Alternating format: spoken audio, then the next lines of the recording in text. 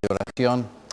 Padre Celestial, gracias nuevamente que podemos reunirnos en este lugar y estudiar tu palabra.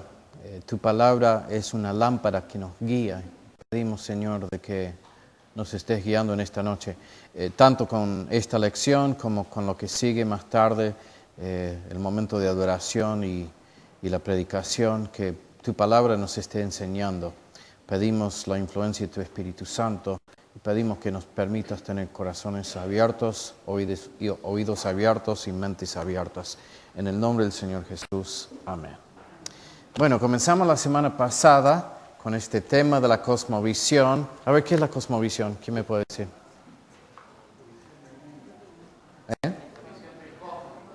Muy bien, bueno, la visión del cosmos. A ver, algo un poco menos literal.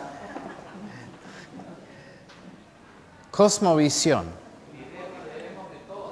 Una idea que tenemos de todo. Es un concepto que tenemos en donde entra todo. Es una narrativa, es un modelo mental que nos sirve para ubicar todos los datos que experimentamos, que encontramos en la medida que avanzamos por la vida. Ahora, ¿es siempre algo coherente, consistente? No. A veces, todo el mundo tiene, pero no siempre. Creo que nadie tiene una cosmovisión absolutamente coherente. Por ahí podemos pasar toda una vida tratando de refinar, de mejorar, de entender mejor la realidad. Pero ¿es siempre producto de la meditación o el pensamiento o la investigación? No. Es bueno hacer investigación, es bueno pensar, es bueno estudiar, pero es previo. Hay una relación circular entre lo que nosotros vamos aprendiendo, pero también hay una persistencia a veces con la cosmovisión. Tenemos un modelo en la mente y a veces nos cuesta cambiar ese modelo hasta que somos obligados a cambiar por un hecho que hace que ya no encajen todos los datos. Hablamos de las teorías científicas, que son como pequeños modelos dentro de un gran modelo. Y esta noche vamos a hablar de dos distintos modelos básicos que hay del universo. Dos distintas cosmovisiones que son básicas. Pero vamos a tratar de empezar a desarrollar lo que es una cosmovisión bíblica. Vamos a hacer referencia a los dos modelos, pero vamos a estar enfocando primero el modelo bíblico y de aquí en más hablamos la semana pasada de que la estructura de esta serie de lecciones, por 4 o 5 semanas vamos a estar desarrollando lo que es un modelo bíblico, una cosmovisión bíblica, y después vamos a hacer la aplicación de esa cosmovisión a distintas cosas particulares. Vamos a hablar, creo que de la ciencia, vamos a hablar de la psicología y quizás el rol, la vida del individuo, su relación con el Estado, con la sociedad en general. Así que empezamos esta noche con la narrativa bíblica. Una cosmovisión bíblica obviamente surge de la historia de la Biblia. Y la Biblia es una historia. Es una interpretación de toda la historia. Y en esa historia, en esa narrativa bíblica, tenemos tres distintas etapas. La primera es la creación, la segunda es la caída y la tercera es la restauración. Estas tres categorías sirven para que podamos interpretar toda la realidad.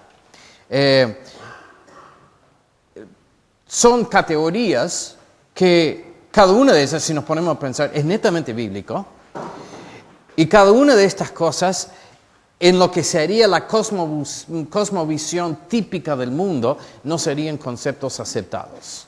Entonces hay un choque tremendo entre lo que es una cosmovisión bíblica y una cosmovisión, podríamos llamarlo secular, podríamos llamarlo moderno, podríamos llamarlo muchas cosas. Pero la mentalidad común y corriente de la gente no entra en estos conceptos, no son categorías que sirven para entender la realidad. Todo esto por ahí se cree dentro de un pequeño contexto religioso, un pequeño modelo de lo que es la religión, que nosotros lo hacemos entrar dentro de una macrovisión del mundo.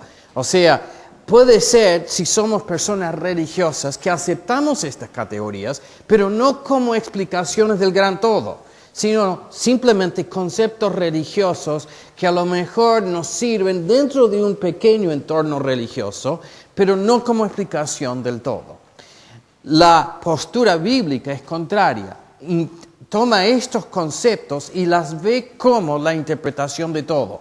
Si queremos interpretar todo de la forma correcta, si queremos entender la realidad, nuestro lugar en la realidad, cómo es el universo, qué es el hombre, por qué soy yo lo que soy yo, debo entenderlo en este contexto de la creación primero, de la caída y de la restauración, o podríamos hablar también de la redención. Sería la restauración por medio de la redención.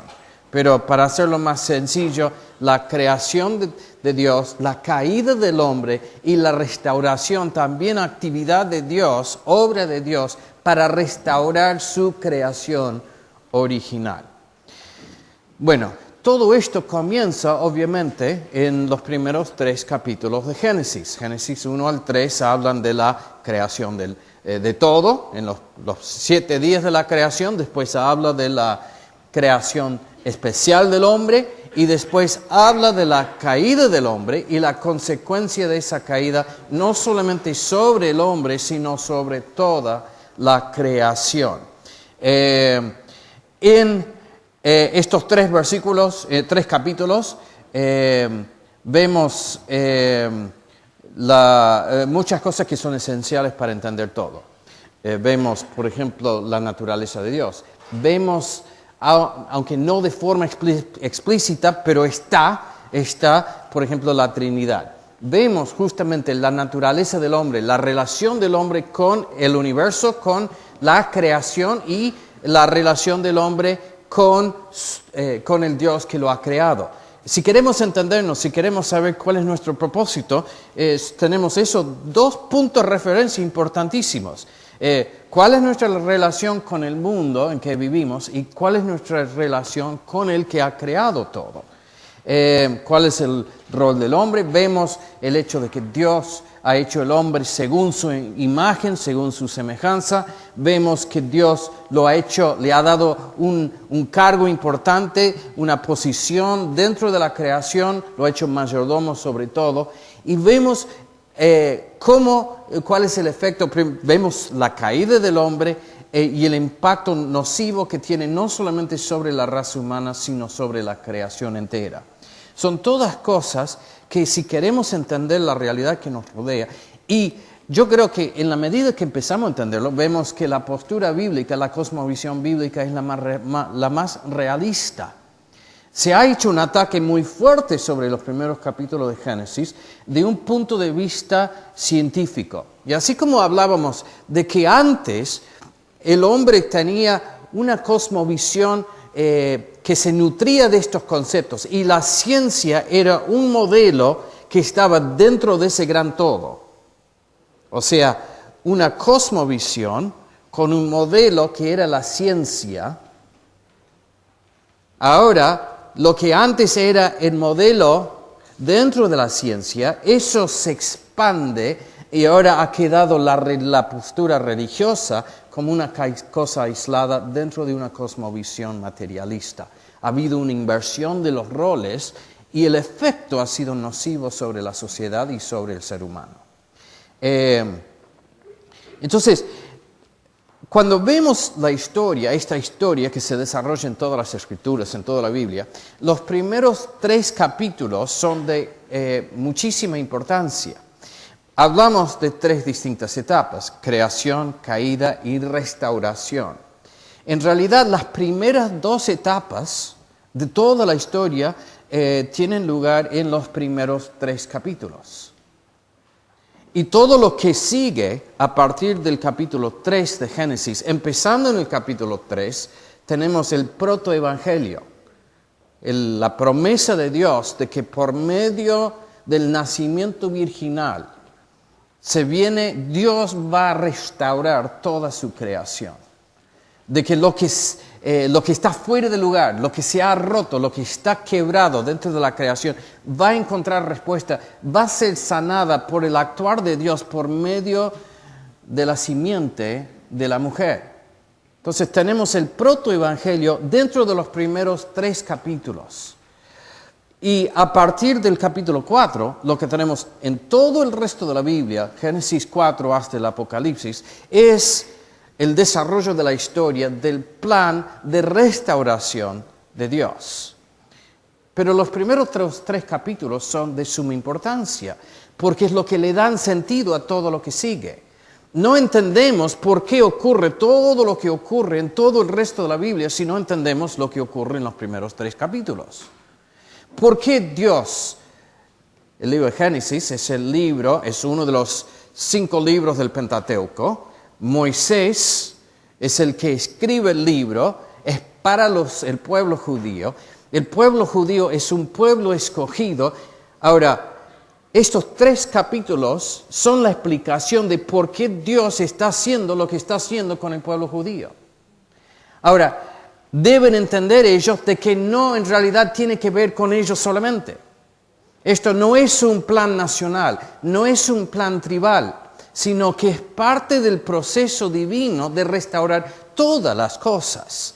Y es un plan que arranca con Abraham, un hombre escogido por Dios, Dios que lo prepara, Dios que lo lleva, Dios que le promete una tierra, Dios que le promete una descendencia y Dios que promete bendecir no solamente a los suyos, sino al resto del mundo, a todas las familias de la tierra, por medio de él. Ahora, ¿de qué estamos hablando? Volvemos al protoevangelio. Es la promesa de un Mesías. Es la promesa de uno que vendría y que va a corregir lo que Adán ha hecho en el principio. Entonces, todo el resto de la Biblia depende de estos primeros 3 capítulos del libro de Génesis. Ahora, el problema de que nosotros, como cristianos y hasta como evangélicos, hay cada vez más una tendencia de negociar con esto. De que en realidad el evangelio lo encontramos en los evangelios. Entonces, bueno, podemos ver los primeros 3 capítulos como habla algo de verdad, pero de que sea literal, una realidad así, un hecho histórico, ya, bueno, no hay que preocuparse tanto por eso. Y bajo la presión de ciertas teorías que tienen 100 años, 150 años nada más, la verdad milenaria de las Escrituras ya se negocia. Ahora el problema es muy grave. Es muy grave porque lo que vemos en la Biblia, una de las vigas más importantes de la estructura, de la arquitectura de la Biblia, es la relación entre 2 individuos, Adán y Cristo. Adán como representativo de toda la raza humana y Cristo representante de una nueva raza. Adán que peca y en el cual todos caemos. Y Cristo que obedece absolutamente la voluntad del Padre y que por su sacrificio satisface la justicia de Dios, por su muerte vicaria en la cruz, hace posible la restauración de todo lo que se arruina con la caída, con la rebeldía, con el pecado de Adán. Ahora, nosotros en Cristo tenemos esperanza de vida futura, de la resurrección de la carne, del cuerpo. Esto es la esencia del cristianismo. Y Pablo dice, no seamos tontos, no nos engañemos. Si esto es algo figurado nada más, si es simplemente un sentimiento lindo, si esto es simplemente algo poético, nosotros somos los más estúpidos. Si Cristo no ha resucitado, entonces, ¿qué sentido tiene todo esto? Es muy realista, Pablo. Si esto no es la realidad, a otra cosa. Vivamos de otra forma nuestra vida. Ahora, si la resurrección es real, ¿la resurrección qué es? Es la etapa, es la culminación de la etapa final, la restauración de todas las cosas, la restauración de nuestros cuerpos, la restauración de todo. No solamente de nosotros, sino que habla de la restauración de toda la creación. Pablo dice que hasta ahora, toda la creación gime, o sea, siente dolor de alguna forma. Está bajo una maldición que es culpa de nosotros. Ahora, nosotros la esperanza cristiana es de que se viene el día de la restauración de todas las cosas. Y en realidad la restauración en Cristo ya comenzó. Ahora, ¿se conforman con una resurrección metafórica? No, yo no. No me interesa eso. No me interesa. Yo quiero ser literalmente resucitado y es lo que yo creo que va a suceder. Y si no creyera eso, a otra cosa. Ahora, ¿por qué creo que la resurrección es literal? Porque creo que Jesús murió literalmente y literalmente resucitó. Ahora, en la estructura de las Escrituras hay un vínculo entre ese Jesucristo literalmente sacrificado por nuestros pecados y literalmente muerto, y literalmente resucitado. En eso se basa nuestra fe. Ahora, para entenderlo, volvemos a un Adán literal que ha caído literalmente. Y entonces no podemos decir, bueno, eso es metafórico. Porque es una de las columnas que apoya esa vida estructural de todas las Escrituras. Entonces ahí vemos la estructura. Y es lo que dentro de ese marco entendemos toda la realidad. Hasta cosas que como creyentes muchas veces no tenemos costumbre de entender dentro de ese marco. Tenemos la tendencia de ser un poco gnósticos, de ser dualistas, de tener un compartimiento para datos religiosos, pero que no se relacionan mucho con la vida de todos los días, que no se relacionan con lo que sea, con el trabajo, con la ética, con la ciencia, con la filosofía, con la psicología, todas esas cosas que encontramos a diario y que son importantes día tras día en nuestras vidas.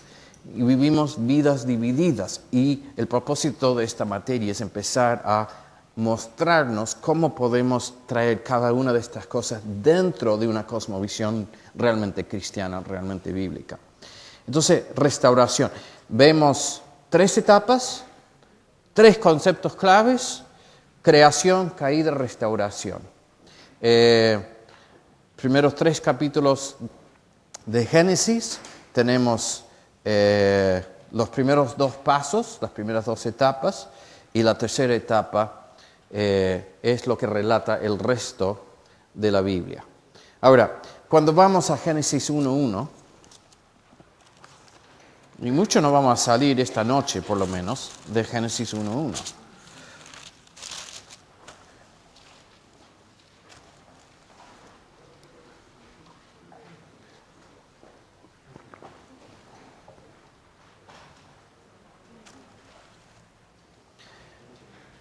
Un pasaje que conocemos muy bien. En el principio creó Dios los cielos y la tierra. Ahora, este versículo es suficiente para distinguir lo que podemos llamar el judeo-cristianismo de todas las otras religiones o filosofías del mundo. Hay varios conceptos teológicos que vemos aquí y que después vemos desarrollado en los primeros 3 capítulos. El primero es la idea de un Dios quien combina 2 ideas: personalidad y el hecho de ser absoluto. Solamente en el Dios de la Biblia tenemos una figura absoluta y a la vez personal. El profesor Frame hace una comparación entre los dos distintos sistemas del mundo, hablando de esto, de que solamente en el cristianismo, y el cristianismo que surge del judaísmo, por supuesto, solamente en la religión bíblica tenemos este principio que es personal y absoluto a la vez. Y Frame dice, y estoy traduciendo así medio más o menos, otras religiones tienen dioses personales, pero sus dioses no son absolutos. Otras religiones y filosofías, o sea, ahí estaríamos hablando del paganismo. El paganismo hay una multiplicidad de dioses personales que tienen ciertos aspectos, ciertas características personales, pero no son dioses absolutos. No tienen todo el poder, no son dioses creadores en el mismo sentido. Son dioses limitados, dioses que encuentran limitaciones porque hay otros dioses que comparten el poder. Entonces hay otras religiones con dioses personales, pero sus dioses no son absolutos. Otras religiones y filosofías, y pone de ejemplo el hinduismo, Aristóteles, Spinoza y Hegel, tienen principios absolutos, pero esos principios no son personales. O sea, si uno es hinduista, cree de que uno en algún punto deja de existir y de alguna forma existe como parte del gran todo. Existe esta idea de un gran todo, pero ese gran todo no es personal. El Islam cree en un Dios no conocible, que quien puede de una forma no consistente se puede describir en términos personales. Alá es personal hasta el hecho de que Alá tenga ciertos aspectos personales se debe al hecho de que del respeto que Muhammad tenía por el libro, o sea, las escrituras judías. Entonces hay ciertas cosas que en el Islam que encontramos que son importadas del judaísmo y del cristianismo. El Islam, ¿dónde comienza? En la península arábica, que antes de la llegada del profeta era una zona sumamente cristiana. En los años después de Cristo, la iglesia cristiana se expande y ocupa gran parte de la península arábica. Pablo, sabemos que estuvo en Arabia. Entonces, había una influencia muy fuerte del judaísmo y del cristianismo. Y entonces lo que vemos en el Islam es una forma devaluada del Dios personal que encontramos en la Biblia. Entonces, y hasta cierto punto el politeísmo árabe. Entonces hay una combinación de conceptos judíos con el politeísmo de las tribus árabes que existían antes. Otras sectas, y después habla de la inconsistencia de, por ejemplo, los mormones y los testigos de Jehová. O sea que hay una diferencia, hay básicamente dos sistemas en el mundo. Uno que es el de la Biblia, donde encontramos un sistema que depende de un ser que es personal y absoluto a la vez. Entonces eso lo dejamos ahí, pero va a ser clave más adelante. La otra cosa que vemos en la historia de la creación es la distinción entre el creador y la criatura. La Biblia describe que hay una relación entre el hombre y Dios. Es una relación que depende del hecho de que Dios ha hecho al hombre y lo ha hecho según su imagen, según su semejanza. Y hay un rol muy importante para el hombre dentro de la creación, es de ser representante de Dios frente a su creación, de ejercer soberanía sobre la creación como un príncipe de Dios en el mundo, pero hay una diferencia, hay una distinción entre el hombre y la creación. Y más allá, Hay una distinción entre el creador y toda la creación. Dios no es equivalente al mundo y el mundo no es equivalente a Dios. Todos los otros sistemas, en última instancia, la creación y el creador de alguna forma terminan siendo lo mismo. Ahora, Dios también es soberano sobre su creación.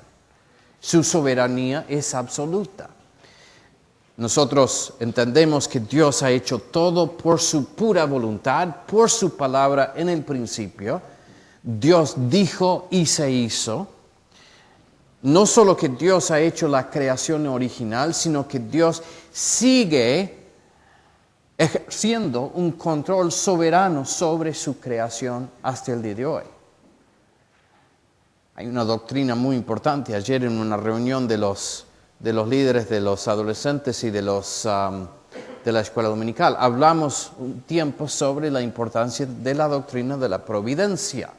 Y es una doctrina que se ha perdido en muchos sentidos, hasta dentro de lo que sería el ambiente evangélico. Se habla muy poco sobre la providencia y no se entiende del todo lo que significa la providencia.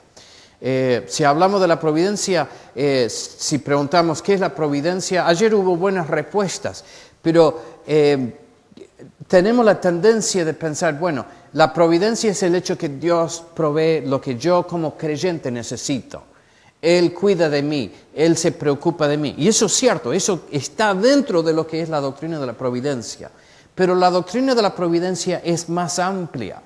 Es la idea que Dios no solamente ha hecho la creación, sino toda la creación lo sigue manteniendo, lo sustenta. Todo depende de Él. Pablo dice que nosotros existimos en Él. Nuestra existencia depende de Él en cada instante. En Hebreos habla de lo mismo, de que no solamente Jesús es el creador original, sino que es el que sustenta en cada instante la creación. O sea que nosotros encontramos, en todas las cosas debemos encontrar la presencia activa de Dios. Ayer hablábamos de que nosotros entendemos que hay lo que llamamos leyes físicas. Esas leyes físicas, esas leyes de la ciencia o de la naturaleza, podemos entender que es el actuar de Dios. Dios que actúa de una forma consistente. Nosotros tenemos la confianza, este púlpito lo dejamos acá el domingo pasado. Volvemos hoy y está de nuevo. No es que dejó de existir, sino que Dios lo sustenta. Ahora, podemos interpretarlo como leyes de la física que siguen trabajando. Que la madera, por sus moléculas, por las fuerzas de la física, se mantiene. Pero eso no es otra cosa que la voluntad divina. Lo que hace la ciencia es describir el actuar de Dios. Pero no explica lo que es. Es Dios el que sustenta todas las cosas. Por algo, San Agustín dijo que la ciencia bien entendida es pensar los pensamientos de Dios después de Él. De cierta forma, estudiar la ciencia es una forma de estudiar teología. Dios es un Dios de orden. Dios es un Dios de consistencia, de coherencia. Dios es el que mantiene todo. En el momento inicial, crea todo por su palabra y por su palabra sostiene todo.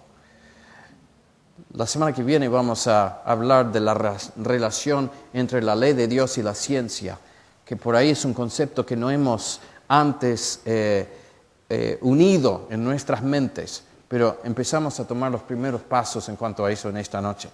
Entonces, Dios, la distinción entre Dios, entre el creador y la criatura, y la soberanía absoluta de Dios, que no solamente hace todo en principio, sino que sostiene todo a través de toda la historia.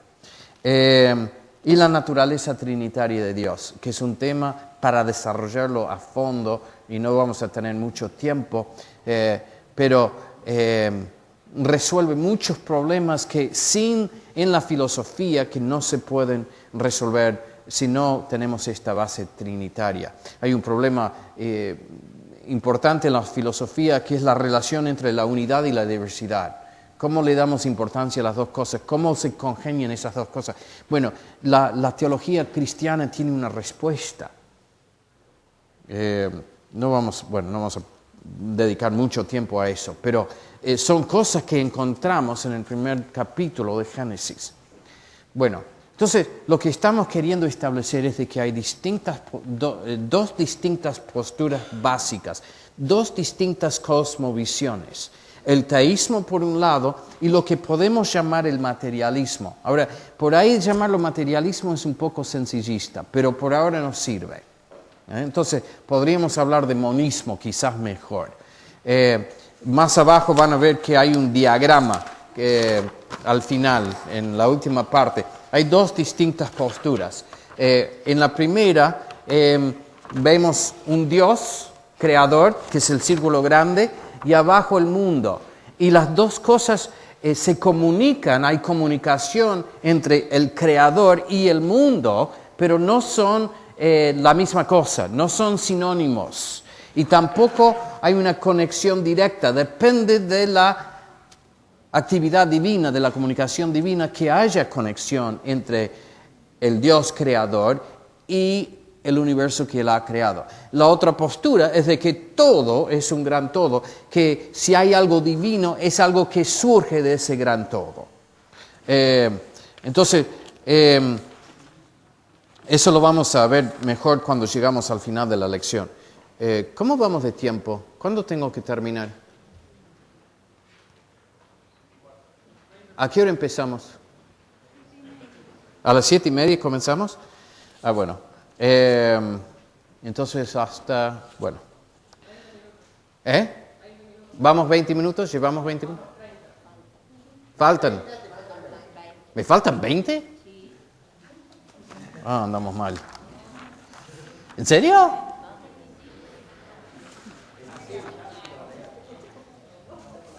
Ay. Bueno, muy rápido, a lo mejor van a quedar cosas para la semana que viene. Entonces, teísmo versus materialismo. Y tengo dos citas.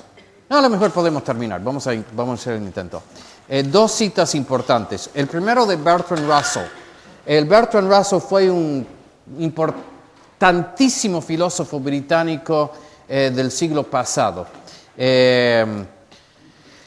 Y él escribe esto. Hay un ensayo que si quieren pueden buscarlo en internet, lo encuentran. El ensayo se llama Credo de un hombre libre. Y él dice esto, y me parece que es una muy buena descripción de la postura materialista o del monismo. Russell escribe, dice, así es en términos generales, pero aún con menos finalidad y más carente de sentido, el mundo que la ciencia presenta a nuestra opinión. Y este es el mundo donde nuestros ideales han de encontrar su morada. Si es que éste existe de hoy en adelante. Que el hombre es el resultado de causas que no previeron el fin al que conducían. Que su origen, su desarrollo, sus esperanzas y sus temores, sus amores y sus creencias no son sino el resultado de ciertas situaciones accidentales de los átomos. Todo lo que nos importa en el mundo, el amor, el afecto, la belleza, la justicia, ideales, sueños, ilusiones.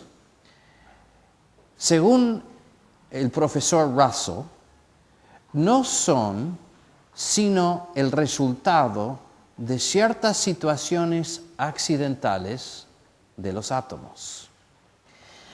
Que ninguna pasión, heroísmo, intensidad de pensamiento o de sentimiento pueden preservar la vida individual más allá de la tumba. Que todo el trabajo de siglos, toda la adoración, toda la inspiración, toda la espléndida luminosidad del genio humano están destinados a extinguirse con la abrumadora muerte del sistema solar. Y que todo el templo de las realizaciones del hombre, el hombre con H mayúscula, interesante, ¿no?, quedará inevitablemente enterrado bajo los restos de un universo en ruinas. Todo esto, aun cuando sea susceptible de discusión, es, sin embargo, casi tan cierto que ninguna filosofía que lo rechazara podría aspirar a mantenerse en pie. Solamente dentro del armazón de estas armaduras, de estas verdades, solo sobre los firmes cimientos de una completa desesperación podrá construirse en lo sucesivo con seguridad la morada del alma. En realidad, al final digo, ¿por qué dice la morada del alma? Porque el alma al final es ilusión bajo este concepto. El alma es pura ilusión si esto es cierto. Sí, somos átomos, somos el movimiento de fuerzas. Es un puro accidente de que todo esto existiera, y darle algún sentido no tiene sentido. Hablar de sentido no tiene sentido. Darle valor no tiene valor. En lugar del credo de un hombre libre, me parece el credo de un hombre muerto. Sí, exactamente. Ahora, vamos a ver más abajo que es muy importante entender ese título. ¿Por qué pone ese título? Ahora, hagamos contraste con algo que escribió John Frame. Dice, aprendemos algo muy importante sobre la cosmovisión bíblica. En las Escrituras, lo personal es más importante que lo no personal. Las cosas y fuerzas impersonales de este mundo son creadas y dirigidas por un Dios personal. Según el pensamiento naturalista, todas las personas del mundo son producto de fuerzas impersonales y pueden ser mejor entendidas reduciéndolas a elementos de materia y energía, o haciéndolos aspectos de un gran todo impersonal. A partir de estos puntos de vista, las personas son reducibles a lo impersonal. Ahora, ¿cómo entendemos el siglo XX, la historia del siglo XX? Murieron más personas en el siglo XX que en todos los demás siglos de la historia humana. En las grandes guerras que hubo en el siglo XX, ¿cómo se entiende que haya sucedido semejante cosa? Solamente con el materialismo de fondo, donde lo impersonal se reduce, las personas son reducidas a lo impersonal. ¿Cómo podemos masacrar millones de personas si no los hemos reducido a lo que no es personal? Empezamos a entender muchas cosas del mundo en que vivimos cuando empezamos a enfocar las cosas de esta forma.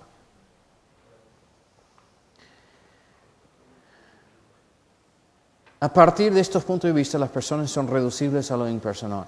Pero según la perspectiva bíblica, lo impersonal se reduce a lo personal.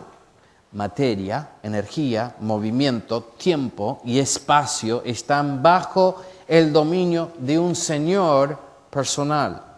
Todas las cosas maravillosas que encontramos en la personalidad, inteligencia, compasión, creatividad, amor, justicia, no son datos efímeros, condenados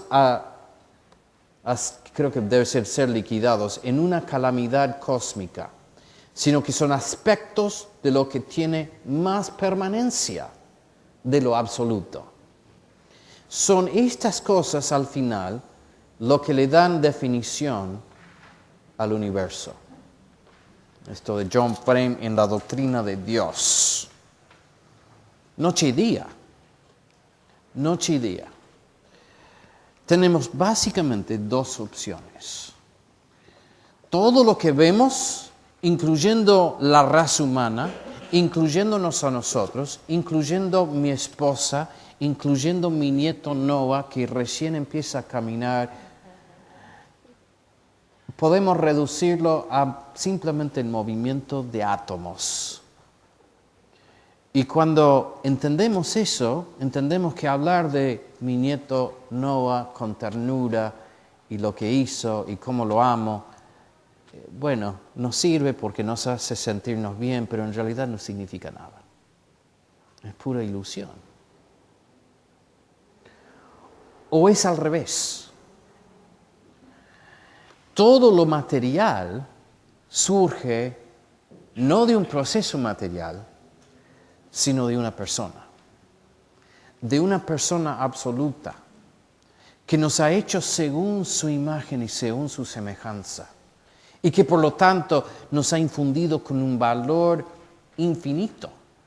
Cada persona tiene valor porque es una representación, una perspectiva, es un reflejo de ese ser divino, quien es todo. Y que lo material es simplemente el teatro en donde Dios ha dejado que se desarrolle la historia personal. Bajo una perspectiva, la historia, toda la historia es ilusión. Bajo otra perspectiva, la historia es todo. Podemos hablar justamente de una cosmovisión histórica con etapas históricas como de creación, caída y restauración, porque creemos que en última instancia la realidad, el fondo, las raíces de la realidad son raíces personales. La diferencia es muy grande.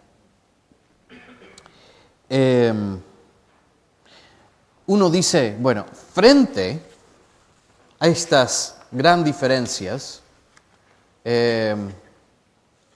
¿por qué uno quisiera aceptar la postura de Russell? Ahora, algunos dirían porque es científico y porque los hechos convalidan ese punto de vista. Y yo les voy a decir que no es así. Todo lo contrario. No tenemos tiempo de hacerlo hoy, pero volvemos a lo que dijimos el domingo pasado. La importancia de los preconceptos, las ideas a priori. Nosotros tomamos decisiones en base a creencias, a cosas profundas que salen de nuestro corazón, que después son formadores de los sistemas intelectuales que manejamos. Y yo asevero de que detrás de cada uno de estos sistemas hay otra cosa. Que en el caso del materialismo hay un preconcepto, incluso hay un compromiso previo que lleva a que se interpreten los datos de la ciencia de cierta forma, en apoyo de ciertos conceptos a priori. Nosotros empezamos con ciertos preconceptos. Cuando yo veo, por ejemplo, esto lo vamos a ver más adelante. Se sabe que entre los chimpancés y los seres humanos hay un porcentaje importante de ADN, de código de ADN que son compartidos. Ahora, cuando vemos ese dato, ¿cómo lo interpretamos? ¿Es evidencia de qué? ¿De qué es evidencia? Hay dos opciones.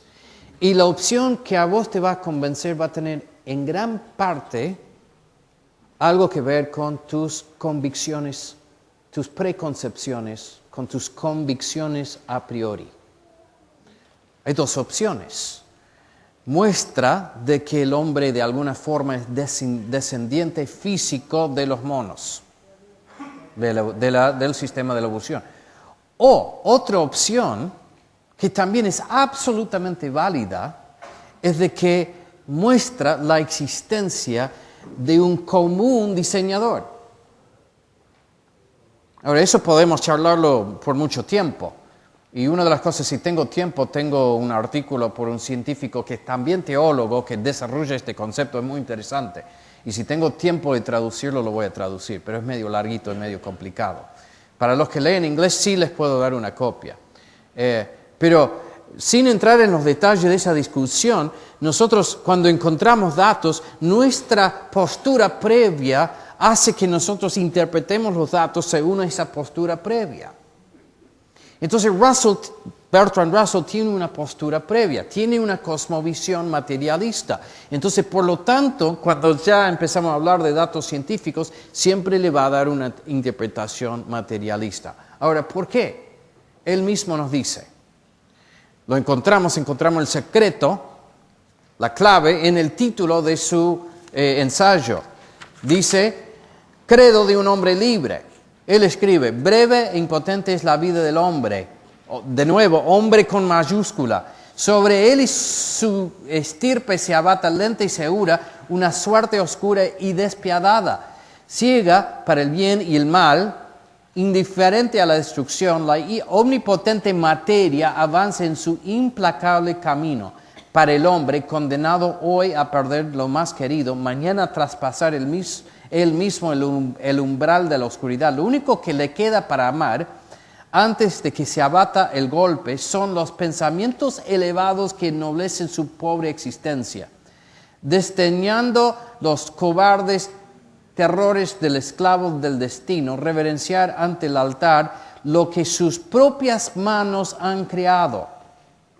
Impasible ante el imperio de los cambios, conservar la mente libre de la tiranía caprichosa que rige su vida exterior, orgullosamente desafiante ante las fuerzas irresistibles que solo por un momento toleran su conocimiento y su condenación. Sostener solo, como un atlante cansado pero inflexible, el mundo que sus propios ideales han creado a despecho de la marcha irresistible del poder inconsciente. ¿Qué predica el señor Russell? El hombre como Dios, por más limitado que sea. La divinidad de la raza humana. O sea, volvemos al libro de Génesis capítulo 3, versículo 6. Satanás promete que el día que desobedezcan a Dios, ¿qué va a pasar? ¿Cuál es la promesa? Seréis como dioses.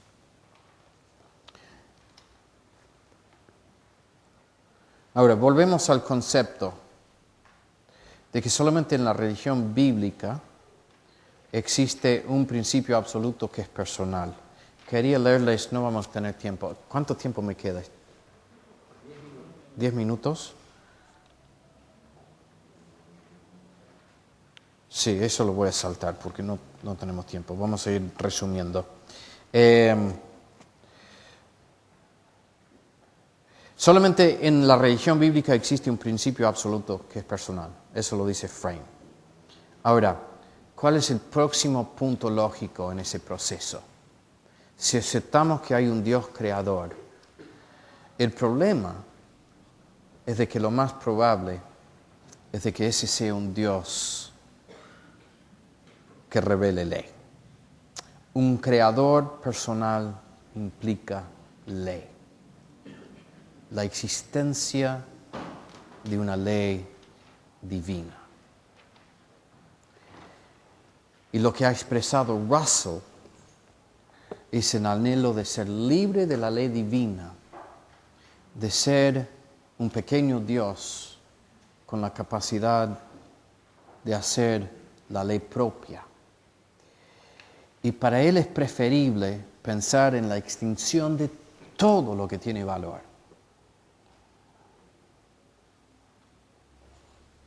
Con el fin de no tener que aceptar la ley de un Dios que todo lo ha hecho por medio de su palabra.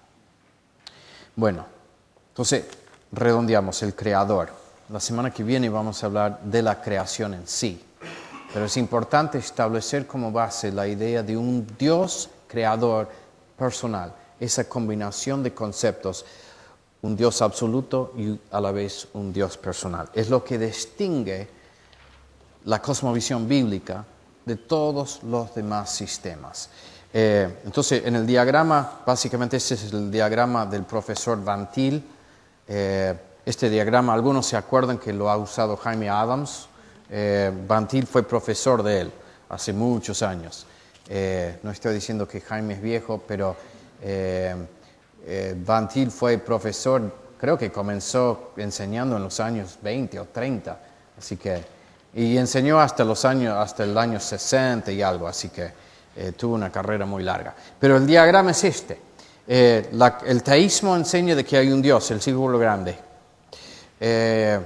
Dios ha hecho una creación, es una creación aparte, es una creación que depende de Él, pero que no se identifica con Él.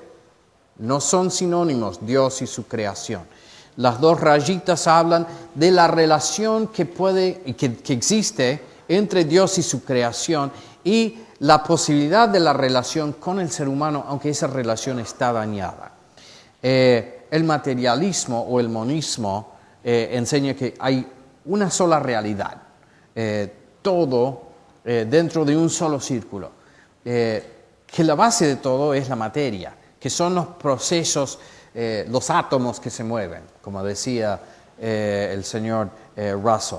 Ahora, no es de que dentro de esta cosmovisión no pueda haber un concepto de espiritualidad, pero la espiritualidad siempre surge de alguna forma de la materia. Y entonces al final no es algo que se puede sostener, pero no es difícil del todo combinar el materialismo, por ejemplo, con una espiritualidad oriental, donde en realidad lo que se predica es un gran todo que, bueno, es materia, es espiritual y bueno, eso lleva a consecuencias nefastas, pero simplemente para poder distinguir entre los dos sistemas. Así que con eso terminamos.